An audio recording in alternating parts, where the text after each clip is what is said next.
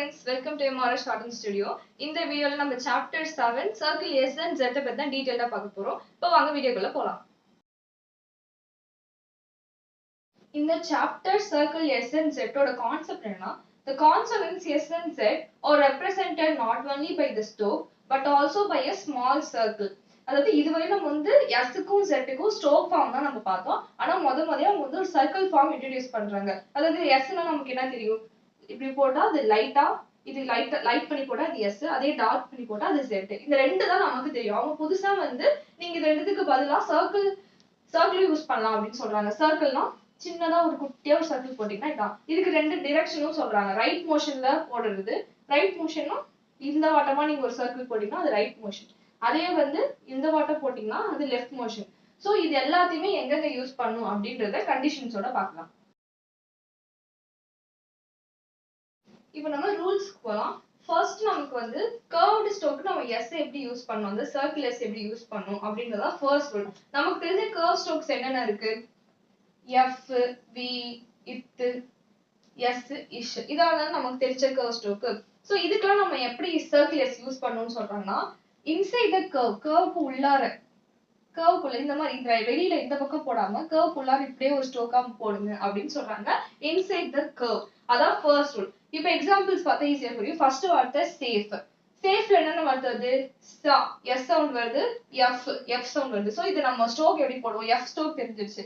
இப்போ நம்ம circle S use பண்ண போறோம். ஸ்ட்ரோக் எஸ் கிடையாது, சர்க்கிள். சோ ஃபர்ஸ்ட் சர்க்கிள்ல போட்டாச்சு, எஃப் போட்டாச்சு, வவல் வச்சாச்சு. இதான் சேஃப். அடுத்து வந்து சீம்ஸ். சீம்ஸ் எப்படி வருது? சி எஸ்ல ஆரம்பிக்குது, எம் திரும்ப நம்ம கான்சனன்ட் வருது, திரும்ப அதே எஸ்லயே முடியுது, எஸ் சவுண்ட்லயே முடியுது.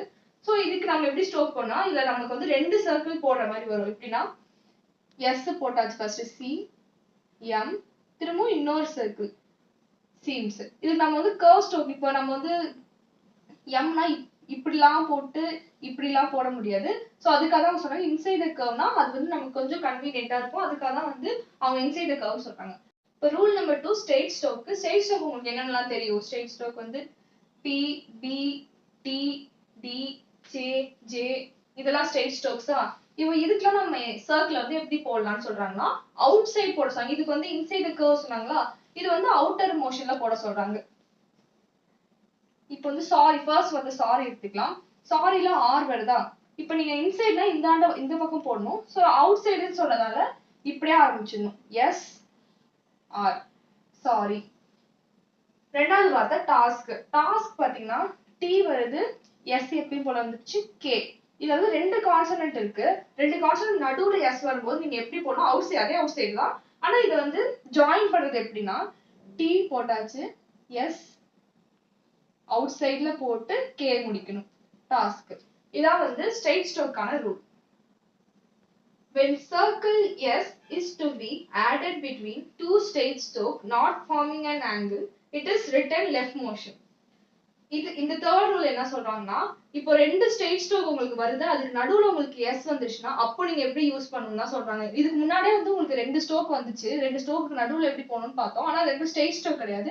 இப்போ ரெண்டு ஸ்ட்ரெயிட் ஸ்ட்ரோக் வந்து எப்படி போடணும்னு சொல்றாங்க. லெஃப்ட் மோஷன்ல நீங்க அந்த சர்க்கிளை வந்து சொல்லுங்க அப்படின்னு அவங்க சொல்றாங்க. ஆனா இந்த இடத்துல நம்ம எப்படி பண்ணோம்? ரைட் சைடு தான் நம்ம வந்து ரைட் மோஷன்ல தான் போட்டோம். ஆனா இந்த இடத்துல நமக்கு வந்து லெஃப்ட்ல போட சொல்றாங்க. எப்போனா டூ ஸ்ட்ரெயிட் ஸ்ட்ரோக்ஸ்ல வரும்போது. எக்ஸாம்பிள் போலாம். ரேசர். ரேசர்ல என்னென்ன வருது? ஆர், எஸ், திரும்ப நமக்கு ஆர்ல தான் முடியுது. ரேசர் ரெண்டு ஸ்ட்ரெயிட் ஸ்ட்ரோக் நடுவுல நமக்கு எஸ் வருது. இப்போ இதை எப்படி போடணும்னா லெஃப்ட் மோஷன்ல போடணும். ரேஸ் ஸ்ட்ரோக் போட்டாச்சு, லெஃப்ட் மோஷன்னா இப்படி, திரும்ப ஒரு ஆர். இப்போ சப்போஸ் நார்மலா ரைட் மோஷன்னா எப்படி போடுவாங்க? ரைட்ல வச்சு போடணும். ஆனா இது தப்பு, அவங்க லெஃப்ட்ல போட சொல்றாங்க. இதான் கரெக்ட். நெக்ஸ்ட் வார்த்தை பஸ் பி. பஸ் பிக்கு நம்ம எப்படி ஸ்ட்ரோக் பண்ணோம்? ரெண்டு நமக்கு வந்து இதுல ரெண்டு பி சவுண்ட் கேக்குது. பி நடுவுல எஸ், திரும்ப நமக்கு பி சவுண்ட் கேக்குது. Bus P. இதை நம்ம எப்படி போடுவோம்? பி போட்டாச்சு, லெஃப்ட் மோஷன். சோ லெஃப்ட் மோஷன்ல சுழிச்சிட்டு திரும்ப இன்னொரு பி போடணும். Bus P. இதான் எக்ஸாம்பிள்ஸ். நெக்ஸ்ட் அடுத்த ரூல் நம்ம பார்க்கலாம். ரூல் நம்பர் 4 என்னன்னு பாத்தீங்கன்னா, நமக்கு வந்து இது வரைக்கும் நம்ம வந்து ஸ்ட்ரோக் நம்ம ஃபுல் ஃபார்மா போட்டோம்னா நமக்கு வவல் வைக்கிறதுக்கு ஒரு ஸ்பேஸ் இருக்கும்ல. ஃபார் எக்ஸாம்பிள் சென்ஸ் என்ற வார்த்தையை நம்ம ஸ்ட்ரோக் ஃபார்ம்ல எழுதி பார்ப்போம். சென்ஸ் என்ற வார்த்தையில இப்போ எஸ் போடுவோம், n போடுவோம், திரும்ப ஒரு s போடுவோம். இப்போ a vowel நம்ம இங்க வைப்போம். இதே நீங்க வந்து சர்க்கிளா போடுறீங்கன்னா s போடுவீங்க, n போடுவீங்க, திரும்பவும் ஒரு சர்க்கிள் போடுவீங்க. இந்த இடத்துல நீங்க வந்து எங்க vowel வைப்பீங்க s க்கு டிஃபரன்ஷியேட் பண்றதுக்கு அப்படின்னு கேக்குறாங்க. நீங்க அவங்க என்ன சொல்றாங்கன்னா பக்கத்துல நீங்க ஒரு ஸ்டோக் போடுறீங்கல்ல, அத வந்து நீங்க அந்த இடத்துல vowel வச்சுட்டு நீங்க படிக்கும் போது இது கரெக்டா படிங்க அப்படின்னு அவங்க சொல்றாங்க. அடுத்தது ஃபிஃப்த் ரூல். ஃபிஃப்த் ரூல் என்னன்னா circle s may be added to a stroke logogram. இது வந்து ரொம்ப சிம்பிள் தான். இப்போ நமக்கு வந்து நிறைய கிராம் லாக்ஸ் இது நம்ம பார்த்திருக்கோம்ல, அதுல வந்து ஸ்ட்ரெயிட்டா ஒரு ஸ்ட்ரோக் வரும் பார்த்திருக்கீங்களா, ஸ்ட்ரெயிட்டா சிங்கிளா. ஃபார் எக்ஸாம்பிள் இதான் 4 இது கொடுத்துருக்காங்க, கம் அப்படின்னு ஒரு வார்த்தை தான், இதான் நம்மளோட ஸ்ட்ரோக் கிராம் லாக் நம்ம கொடுத்துருக்காங்க.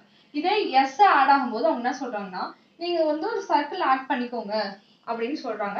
வந்து நமக்கு கன்வீனியன்ட்டா இருக்கிறதுக்காக கம்ஸ்ன்னு போட்டுக்கலாம். நெக்ஸ்ட் அடுத்த வந்து புட்டு, இது நமக்கு கிராமலாக புட்டுன்றது, இதை வந்து புட்ஸ்ன்னு வரும்போது நீங்க வந்து எஸ் ஆட் பண்ணிக்கலாம் அப்படின்னு சொல்றாங்க. அடுத்தது when the stroke L immediately precedes or follow a circle which is attached to a curve L written in a same direction. அதாவது L வந்து precede ஆகுது, அதாவது முன்னாடி வருது இல்ல S க்கு அப்புறம் வருது, அது வந்து ஒரு சர்க்கிள் ஃபார்முக்கு அப்புறம் கர்வ் ஸ்ட்ரோக்குக்கு அப்புறம் வருதுன்னா நீங்க எப்படி வந்து எல்லோ டைரக்ஷன் போடணும்னா அந்த சர்க்கிள் நீங்க எந்த டைரக்ஷன்ல போறீங்களோ அதே டைரக்ஷன்ல அந்த எல் ஸ்ட்ரோக்கு போடணும். இப்போ வந்து எக்ஸாம்பிள் பார்த்தா புரியும். கேன்சல் வருது, கே ஸ்ட்ரோக்கு கேர், ஏ வவல், என் ஸ்ட்ரோக்கு எல், இந்த இதெல்லாம் நம்ம வந்து ஸ்ட்ரோக் போட போறோம். இப்போ கேன்சல் கே ஏ, எஸ் எப்படி போடுவோம், எஸ் போட்டாச்சா. இப்ப எல் எப்படி போடுறதுன்னா எல் வந்து நீங்க இப்படி தானே போடுவீங்க, அவங்க என்ன சொல்றாங்க நீங்க அதே டைரக்ஷன் எஸ் என்ன டைரக்ஷன்ல போட்டீங்களோ அதே டைரக்ஷன் எல் போடுங்க அப்படின்னு அவங்க சொல்றாங்க. அதான் வந்து ஈஸியா இருக்கும். இந்த டைம்ல போய் இப்போ சி என் எஸ் போட்டு திரும்ப ஒரு சுழிச்சு எல் போடுறது கொஞ்சம் கஷ்டமா தான் இருக்கும். ஸோ அதுக்காக இது ஈஸியா இருக்கும்ன்றதுக்காக இந்த ஃபார்முலா சொல்றாங்க. அடுத்த எக்ஸாம்பிள் லூசர். லூசர் நம்ம எப்படி போடுவோம், எல் இருக்கு, நமக்கு எஸ் வர சவுண்ட் வருது, திரும்ப ஆர் சவுண்ட் வருது. இதுக்கு எப்படி ஸ்டோக் பண்ணலாம், லூ எஸ் அதே டைரக்ஷன்ல போட்டு ஆர் போட்டு முடிக்கணும். டவுன்வர்ட் ஆர் போட்டா இது கொஞ்சம் ஈஸியா இருக்கும். இப்போ 7வது ரூல், இதான் கடைசி ரூல், இந்த சாப்டரோட கடைசி ரூல் இதான். Light sounded vowel may be omitted. உங்களுக்கு வந்து அந்த எஸ்க்கு அப்புறம் வர சவுண்ட் வந்து லைட் சவுண்டடா அது வவல் இருந்துச்சுன்னா நீங்க அதை விட்டுடுங்க, அந்த வவல்ஸ் என்ன நீங்க போடவே தேவையில்ல, அதை ஒமிட் பண்ணிடுங்கன்னு சொல்றாங்க. எக்ஸாம்பிள் பார்க்கலாம். ஆன்சர், ஆன்சர் நமக்கு என்ன வருது, ஆ வவல் வருது, எம் சவுண்ட் கான்சனன்ட் வருது, எஸ் வருது, சரி ஏ ஆர் இதான் வருது. இப்போ நம்ம ஆ வவல் ஆன்சருக்கு என் போட்டாச்சு, என் கான்சனன்ட் போட்டாச்சு, எஸ் வரைச்சாச்சு, ஆர் போட்டாச்சு. இப்போ வவல் என்னென்ன வவல் வரணும், ஆ வவல் வைக்கணும், வச்சாச்சு. இன்னொரு வவல் இருக்கு, ஏ இருக்கு. இந்த எஸ்க்கு அப்புறம் வரல இந்த ஏ, இந்த சவுண்ட் தான் நீங்க ஒமிட் பண்ணிக்கோங்க, லைட்டா தானே இருக்கு அப்படின்னு அவங்க சொல்லிட்டாங்க. அடுத்த எக்ஸாம்பிள் ரெஃப்யூசல். ரெஃப்யூசலுக்கு என்னென்ன ஸ்ட்ரோக் வருதுன்னு பார்ப்போம். R ray ray few, F U S L, இவ்வளவு வருது. இதுல வந்து கான்சனன்ட் என்னன்னு ஃபர்ஸ்ட் பார்க்கலாம். ஆர் இருக்கு, எஃப் இருக்கு, எஸ் இருக்கு, எல் இருக்கு. இதுக்கு ஃபர்ஸ்ட் நம்ம ஸ்டோக் போடலாம். ரே ஃபியூ சல். இப்போ வவல் வைக்கலாம். ஏ வவல் இங்க வைக்கணும், யூ வந்து திப்தாங் அது வந்து இங்க போட்டுக்கலாம். அடுத்தது எஸ் ஆ சவுண்ட் வருது, இந்த ஆ சவுண்ட் தான் நம்ம எஸ்க்கு அப்புறம் வர ஆ சவுண்ட் தான் நம்ம ஒமிட் பண்ணிக்கலாம் அப்படின்னு சொல்லிட்டாங்க. ஸோ இதோட இந்த ஸ்ட்ரோக் முடிஞ்சிருச்சு. இப்போ நம்ம கிராம் லாக்ஸ் பார்க்கலாம். கிராம் லாக்ஸ் பார்க்கலாம். மொத்தம் 8 கிராம் லாக் இருக்கு. இல்ல ஃபர்ஸ்ட் வந்து யூஷுவல் இல்லைன்னா யூஷுவலி ரெண்டுமே வரும். இந்த ரெண்டுத்துக்கும் ஸ்ட்ரோக் என்னன்னா இஷ் ஸ்ட்ரோக்கை ஆன் தி லைன் போடணும். சாரி, ஆன் தி லைன் போட்டா அது யூஷுவல் இல்லைன்னா யூஷுவலி படிப்பாங்க. ரெண்டாவது வார்த்தை ஆஸ் ஹாஸ், இது ரெண்டுத்துக்குமே ஒரே ஸ்ட்ரோக் தான். சர்க்கிள்ல வந்து above the line போடணும். அதே ஆன் தி லைன் போட்டீங்கன்னா ஹிஸ் ஹிஸ்ன்னு படிக்கணும். அடுத்து வந்து பிகாஸ், பிகாஸ்க்கு ஸ்ட்ரோக் என்னன்னா கே போட்டு அதுக்கு பின்னாடி ஒரு எஸ் போடணும். இட் செல்ஃபுக்கு டி போட்டு அதுக்கு பின்னாடி எஸ் போடணும். அடுத்த வார்த்தை தோஸ் தை செல்ஃப், இது ரெண்டுத்துக்குமே ஒரே ஸ்ட்ரோக் தான். above the லைன்ல இத்து போட்டு எஸ் போடணும். அதே நீங்க வந்து ஆன் தி லைன் போட்டீங்கன்னா அது திஸ், த்ரூ தி லைன் போட்டீங்கன்னா அது தஸ். இதான் கிராம் லாக்ஸ். இப்போ சாப்டர் 7ல நம்ம வந்து புதுசா அவங்க வந்து ஒரு கான்செப்ட் சொல்லியிருந்தாங்க. எஸ்க்கு வந்து நீங்க சர்க்கிள் யூஸ் பண்ணிக்கோங்க அப்படின்னு சொல்லியிருந்தாங்க. அத நம்ம பார்த்தோம். அதுக்கப்புறம் ஒரு 7 கண்டிஷன் நல்லா பெருசா கண்டிஷன் குடுத்தாங்க. 7மே பார்த்தோம். அதுக்கப்புறம் வந்து ஒரு 8 கிராம் லாக்ஸ் பார்த்தோம். இதுக்கப்புறமே நீங்க வந்து பிராக்டிஸ் பண்றதுக்கு மொத்தம் 4 எக்சர்சைஸ் குடுத்துருக்காங்க. 4மே பெருசு தான். 23ல இருந்து 26 வரையும் நீங்க எக்சர்சைஸ் தந்திருக்காங்க. இது வந்து நீங்க வந்து பிராக்டிஸ் பண்ணதுக்கு ஒரு 3 to 4 டேஸ்க்குள்ள பிராக்டிஸ் பண்ணுங்க. ஆனா தரோவா பிராக்டிஸ் பண்ணுங்க. அதுக்கப்புறமா நீங்க வந்து நெக்ஸ்ட் வீடியோ பாருங்க. தேங்க்ஸ் ஃபார் வாட்சிங்.